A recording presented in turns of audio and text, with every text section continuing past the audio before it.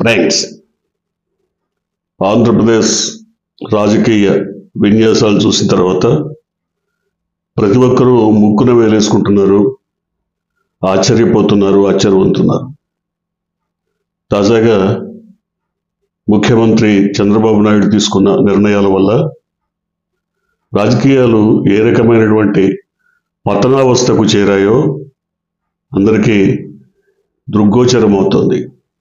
ఎందుకంటే ఆయన రాజ్యసభకు ముగ్గురు వ్యక్తుల్ని ప్రకటించారు. అందులో వేద మస్తానరావు పాత కాపు, ఆయన పాత రాజ్యసభ సభ్యుడే, కొత్తగా మళ్ళీ తన పార్టీలోకి తీసుకొని సీట్ ఇచ్చారు. అలాగే ఆర్ కృష్ణయ్య కూడా వైసీపీ తరఫున రాజ్యసభలో ఉన్నారు, ఆయన ఇప్పుడు బీజేపీ తరఫున మారారు. కానీ ఇటొచ్చి సానా సతీష్, ఈయనకు సంబంధించి పార్టీలో కూడా అంతర్గతంగా రచ్చ జరుగుతోంది, రగడ జరుగుతోంది, చర్చ జరుగుతోంది, పెద్ద ఎత్తున నిరసనలు కూడా వ్యక్తమవుతున్నాయి. యనమల రామకృష్ణుడు కానీ, కమ్మపాటి రామ్మోహన్ కానీ, మరి కొంతమంది కానీ, గల్లా జయదేవ్ లాంటి వాళ్ళు కానీ, మేమంతా పార్టీ కోసం కష్టపడ్డాం, ఖర్చు పెట్టాం, ఎంతో కొంత కృషి చేశాం, మాకివ్వకుండా మరి ఇతన్ని ఎందుకు తీసుకొచ్చారు అన్నది అదొక అంశమైతే, ఈ సానా సతీష్ ఈయనకు సంబంధించి అనేక రకాల కేసులు, కుంభకోణాలు, రకరకాల ఈయన పైన అభియోగాలు, విమర్శలు కొనసాగుతున్న నేపథ్యంలో ఎందుకని ఈయనను ఇంతగా ఏరి కోరి ఎంపిక చేశారన్న విషయం ఎవరికీ అందుబడట్లేదు, ముఖ్యంగా పార్టీ వర్గాలు.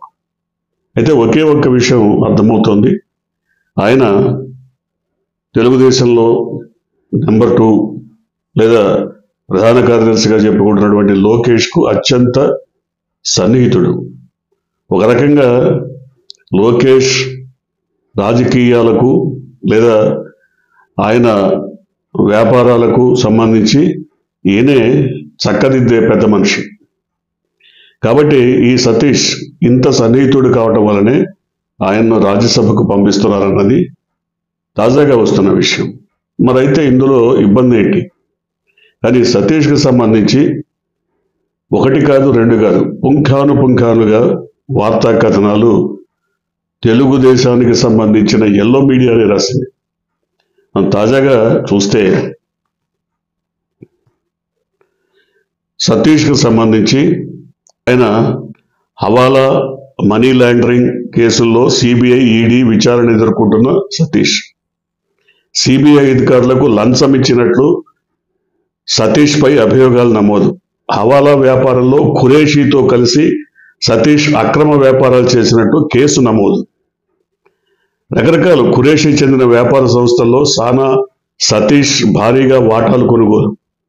సిబిఐ డైరెక్టర్లుగా పనిచేసిన రాకేష్ ఆస్థానా, అలోక్ వర్మ మధ్య వైరంలో సతీష్దే కీలక పాత్ర. అట్లాగే తనను కేసు నుంచి తప్పించేందుకు సిబిఐ డైరెక్టర్ రాకేష్ ఆస్థానాకు 2 కోట్ల లంచం ఇచ్చినటువంటి సానా సతీష్. ఒకటి కాదు, రెండు కాదు, ఈయన మీద 2019 జూలై 24న అరెస్ట్ చేసి 14 రోజులు రిమాండ్కి పంపించారు సిబిఐ. ఇన్ని కేసులున్నాయి. సిబిఐ, ఈడీ ఆరోపణలపై సానా సతీష్ని విచారించాల్సిందే అని స్పష్టం చేసిన ఢిల్లీ హైకోర్టు. విద్యుత్ శాఖలో ఉద్యోగిగా ప్రారంభమై వేల కోట్ల వ్యాపారాలకు అధిపతిగా మారిన సానా సతీష్. ఎన్ని రకాల కథనాలు. చాలా మంది రాజకీయ నేతలకు బిరామీగా సానా సతీష్ ఉన్నట్లు ఆరోపణ. ప్రస్తుతం నారా లోకేష్కు అత్యంత సన్నిహితుడిగా ఉన్నటువంటి సానా సతీష్. అంటే గత నెలలోనే ఆంధ్రజ్యోతి పత్రిక చానా ముదురు అనే పేరుతో ఓ వార్త వేసింది. ఈయన పేరును నేరుగా ప్రస్తావించకపోయినా ఆ వార్తలో ఈ రకమైన ఇప్పుడు మనం చెప్పిన అభియోగాలని పేర్కొన్నది. ఇలాంటి వ్యక్తిని ఏరి కోరి రాజ్యసభకు పంపించడం, పెద్దల సభకు. ఒకటి కాదు, రెండు కాదు, ఇన్ని కేసుల్లో, ఇన్ని అక్రమాల్లో, అవినీతి చర్యల్లో ఉన్నటువంటి పెద్ద మనిషిని ఏరి కోరి రాజ్యసభకు పంపించడం రాజ్యసభ గౌరవానికి ప్రతిష్టకు సంబంధించినటువంటి విషయం. అదే కాదు, ఇవాళ పవన్ కళ్యాణ్ తన వాటా ఎక్స్పాన్షన్లో, అంటే రాజ్యసభ సీట్లలో కానీ లేకపోతే మంత్రివర్గాల్లో కానీ అసెంబ్లీలో కానీ తన షేర్ తనకి ఇవ్వట్లేదని ఒత్తిడి తీసుకొచ్చిన మేరకు ఆయన సోదరుడికి ఇవాళ ఆంధ్రప్రదేశ్ మంత్రిమండలిలో స్థానం కల్పిస్తామన్నారు. అసలు ఇది ఏ రకమైన రాజకీయం? ఇదే పవన్ కళ్యాణ్ నేను వారసత్వ రాజకీయాలకు వ్యతిరేకం, నా తమ్ముడికో అన్నకో లేకపోతే బావకో బావమర్దికో మేనలుడికో నేను ఎవరికి సీట్లు అడగట్లేదు, సీట్లు తెచ్చుకోవట్లేదు, నాకంటూ రాజకీయ వారసత్వం లేదు అన్నారు. కానీ ఆయన రాజకీయ వారసత్వంతోనే రాజకీయాల్లోకి వచ్చారు. ప్రజారాజ్యం పెట్టిన తర్వాతే ఆయన ఆ పార్టీ అధినేత తమ్ముడిగా రాజకీయాల్లోకి వచ్చారు, రాజకీయ వారసుడిగాని. ఇవాళ తన అన్నని మళ్ళీ రాజకీయాల్లోకి తీసుకొచ్చి రాజ్యసభ సీటు కావాలన్నారు, టీటీడీ చైర్మన్ పదవి కావాలన్నారు, ఇంకేదో ఆశించారు.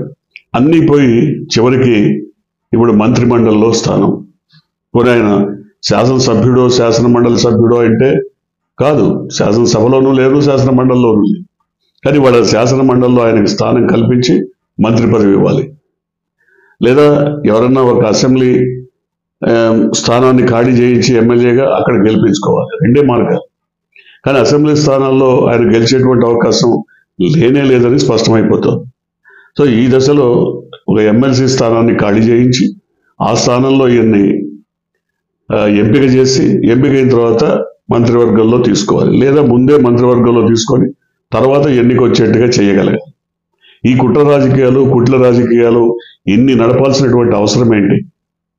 అంటే పార్టీల మధ్య పొత్తుకు సంబంధించిన వ్యవహారాలు ప్రజలేమైపోయినా పర్లేదు, ప్రభుత్వం ఏమైనా పర్లేదు, తమ రాజకీయ లక్ష్యాల కోసం ఈ రకమైనటువంటి చర్యలు చేపడతారా? ఇదే అర్థం కానిటువంటి విషయం. ఇదే నాగబాబు చంద్రబాబుని గురించి ఎన్ని మాట్లాడారు. గతంలో చంద్రబాబు వెన్నుపోటు పొడిచిన వ్యక్తి, చంద్రబాబుకి ఎన్నికలప్పుడే రాజకీయాలు కనపడతాయి, అగ్ని రక్తం మరిగిపోతుంది, చంద్రబాబు వారసత్వ రాజకీయాలకు ప్రతీక. ఇట్లా చంద్రబాబు చేసిన అన్ని దుర్మార్గాలు, అవినీతి, అక్రమాలు ఎవరూ చేయలేదు. ఇవన్నీ నాగబాబు మాట్లాడు ఇవాళ ఆ వీడియోలన్నీ బయటకు వస్తున్నాయి, ఆ రికార్డులన్నీ బయటకు తీస్తున్నారు. మరి అట్లాంటి నాగబాబుని ఇవాళ చంద్రబాబు హక్కుని చేర్చుకోవడం అంటే తలవగ్గినట్టే. అంటే పవన్ కళ్యాణ్ ఒత్తిడికి ఆయన తలవగ్గి ఉండొచ్చు, కానీ ఇలా తలవగ్గుతూ పోతే అటు కొడుకు ఒత్తిడికి, ఇటు పక్కన ప్రభుత్వంలో భాగస్వామైనటువంటి జనసేన అధినేత ఒత్తిడికి తలవగ్గిపోతే ఇక ఈ తలవగ్గడాలే ఉంటుంది. కానీ ప్రజలకు కావాల్సిన విషయాలు, ప్రజా సమస్యలు, పాలన ఇవన్నీ ఏముండవు. తమ రాజకీయ లక్ష్యాల కోసం పనిచేయడమే జరుగుతుంది. ఒకటి, తాము గెలిచిన తర్వాత వైసీపీని దెబ్బకొట్టడం పైన కాన్సన్ట్రేట్ చేశారు. వైసీపీ అధినేతను దిగజార్చడం కోసం, అతని ప్రతిష్టను దిగజార్చి రాజకీయంగా దెబ్బకొట్టాలని కృషి చేశారు. సరే, వాటిని ఆయన ధీటుగా ఎదుర్కొంటూ ఎత్తుకు పై ఎత్తు వేస్తూ ముందుకు సాగుతున్న దశలో దాని నుంచి దృష్టి మళ్లించి ఇప్పుడు రాజకీయ విన్యాసాలు ప్రారంభించారు. అంటే ఈ ప్రభుత్వం ప్రజలకు ఏం చేస్తోంది, ప్రజలకు కావాల్సిందేంటి, ప్రజా సమస్యలేంటి, ప్రజలు ఏం కోరుకుంటున్నారు, ఏం ఆశిస్తున్నారు ఈ ప్రభుత్వం నుంచి, ఇవన్నీ అసలు పట్టించుకోవట్లేదు. పట్టించుకుంటున్నామని చెప్తారు కానీ పట్టించుకోవట్లేదు. నిజంగా ఒకవేళ అది పట్టించుకునే మాట నిజమైతే అనేక రకాల ఇవాళ రైతులకు మరి ధాన్యం కొనుగోలు విషయంలో చాలా జాప్యం జరుగుతోంది, అన్యాయం జరుగుతోంది. మరి ప్రైవేటు వ్యాపారస్తులు, దళారులు దోచుకుంటున్నారు, ప్రభుత్వ కొనుగోళ్లు మందకొడిగా ఉన్నాయని గగ్గోలు పెడుతున్నటువంటి రైతులకు ఈ ప్రభుత్వం ఏమైనా భరోసా ఇచ్చిందా? ఇవ్వలేదే. రైతులకు సంబంధించి అనేక రకాల ఇబ్బందులు ఎదురవుతున్నాయి. రైతులకి పెట్టుబడి సాయం అందలేదు ఇంతవరకు.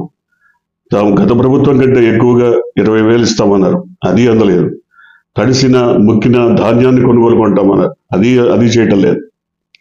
అసలు రైతులకి సంబంధించి ఏ రకమైనటువంటి ఇన్సెంటివ్స్ ఇప్పటికి ఇవ్వకపోగా రైతుల్ని గాలి కొదిలేసినటువంటి పరిస్థితి. మరోపక్క విద్యార్థుల సమస్యలు, విద్యార్థులు కూడా అనేక రకాల సమస్యలతో రోడ్డెక్కుతున్నారు. వాళ్ళు బహిరంగంగా ధర్నాలకు దిగారు. ప్రదర్శనలు చేస్తున్నారు. వాళ్ళ పరిస్థితి అలాగే ఉంది. స్టూడెంట్స్ అట్లాగే ఉన్నారు. నిరుద్యోగుల పరిస్థితి మరీ ఘోరంగా ఉంది. వాళ్ళందరూ కూడా నిరుద్యోగులు తమకి ఏదైనా ఉపాధి మార్గాలు చూపించాలని, లేకపోతే కనీసం తమ జీవన భృతి కోసం కొంత సొమ్మైనా ఇవ్వాలని కోరుతున్నారు. దాదాపు 3,000 రూపాయలు నెలకి ఇస్తామని చెప్పినటువంటి ప్రభుత్వం ఇంతవరకు దాని మీద స్పందించినటువంటి దాఖలాలు లేవు. అంటే ఈ మొత్తం చూసినప్పుడు ఎంతసేపటికి రాజకీయాలు, రాజకీయ ప్రమేయంతో తమ కార్యకలాపాలు నడుపుకోవటం, లేదా రాజకీయాల్లో ఎత్తుగడలు, వ్యూహాలు, పై ఎత్తులు తప్ప ప్రజా సమస్యల మీద స్పందించినటువంటి దాఖలాలు ఎక్కడా కనబట్టలేదు. చాలా మంది ఇప్పుడు ఈ ప్రభుత్వం మీద ఆశలు పెట్టుకొని మహిళలు చాలా ఎక్కువగా ముందుకొచ్చి ఓట్లు వేసినటువంటి పరిస్థితి. నెలకి 1,500 రూపాయలు వాళ్ళకి ప్రతి మహిళకు ఇస్తానన్న వాగ్దానం ఇంతవరకు నెరవేరలేదు.